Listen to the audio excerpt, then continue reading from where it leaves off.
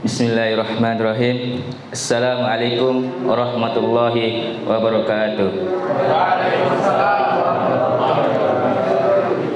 Innal hamdalillah nahmaduhu wa nasta'inuhu wa nastaghfiruh wa na'udzu billahi min syururi anfusina wa min sayyiati a'malina. May yahdihillahu fala hadiyalah wa may yudlilhu fala hadiyalah. Asyhadu an la ilaha illallah wa asyhadu anna Muhammadan abduhu wa rasuluh. La nabiyya ba'da wa la rasul. Amma ba'd.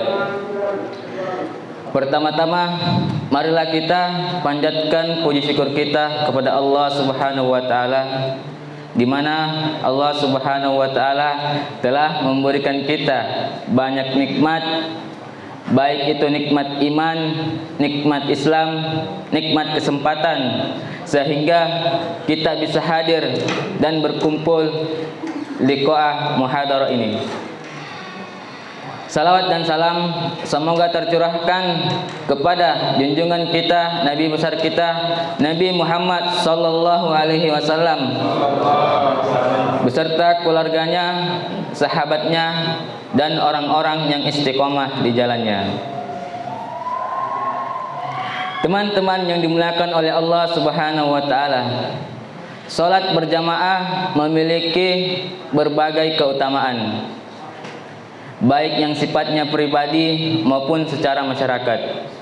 Secara pribadi, salat merupakan suatu bentuk kepatuhan kepada Allah Subhanahu wa taala.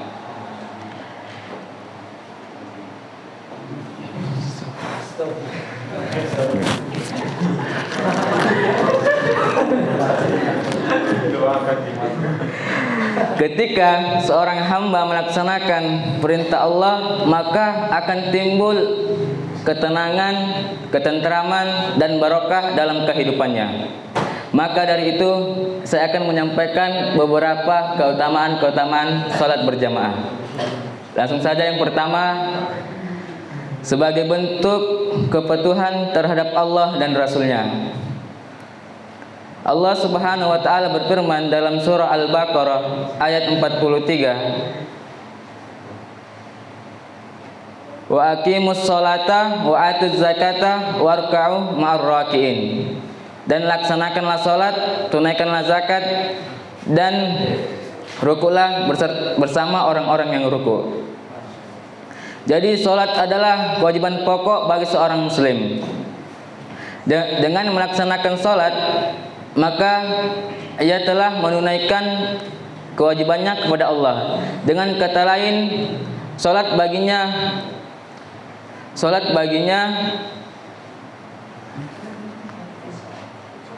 suatu bentuk ketundukannya kepada Allah. Yang kedua, sebagai bentuk keimanan. Salat berjamaah merupakan bukti keimanan seseorang kepada Allah. Jadi ketika seorang hamba melaksanakan salat berjamaah, maka ia termasuk orang-orang yang telah memakmurkan masjid-masjid Allah. Tidaklah seseorang yang memakmurkan masjid kecuali diberi oleh Allah petunjuk di atas jalan yang benar. Yang ketiga, sarana menjaga diri dari gangguan setan. Setan merupakan musuh nyata bagi manusia. Setan itu berusaha keras untuk menggelincirkan dan menyesatkan manusia dari jalan yang benar. Setan itu tahu bahwa salat adalah sarana yang paling mujarab untuk mendekatkan diri kepada Allah. Yang keempat, terhindar dari api neraka dan terhindar dari sifat-sifat munafik. Rasulullah sallallahu alaihi wasallam bersabda, barang siapa yang melaksanakan sholat selama 40 hari dan tidak ketinggalan takbiratul ihram,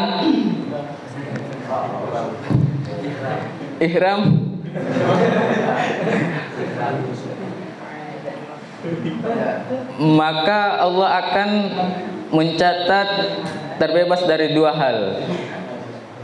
Yang pertama, terbebas dari api neraka, dan yang kedua, terhindar dari sifat-sifat munafik. Yang kelima, menjadi sebab diampuninya dosa. Jadi ketika seorang hamba melaksanakan sholat secara berjamaah, maka Allah akan menghapus dosa-dosanya. Bahkan Allah menghapus dosa-dosanya yang telah lalu. Rasulullah SAW bersabda, apabila ketika imam membaca ghairil maghdubi alaihim waladdallin, maka ucapkanlah amin. Karena barang siapa yang mengucapkan amin bersamaan dengan ucapan amin malaikat, maka Allah akan menghapus dosa-dosanya yang telah lalu. Yang terakhir, berada dalam jaminan Allah. Di antara sebab mendapat jaminan Allah Subhanahu wa taala yaitu dengan melaksanakan sholat secara berjamaah. Maka dari itu kita sebagai seorang muslim harus melaksanakan sholat secara berjamaah. Teman-teman yang dimuliakan oleh Allah Subhanahu wa taala, demikianlah beberapa keutamaan-keutamaan salat berjamaah. Semoga Allah senantiasa memudahkan kita untuk menunaikan salat berjamaah di masjid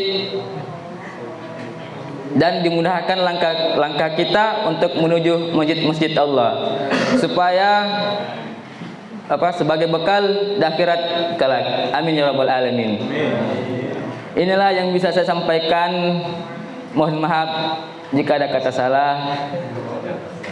Nun wal qalam mimma yasturun wastabiqul khairat. Assalamualaikum warahmatullahi wabarakatuh.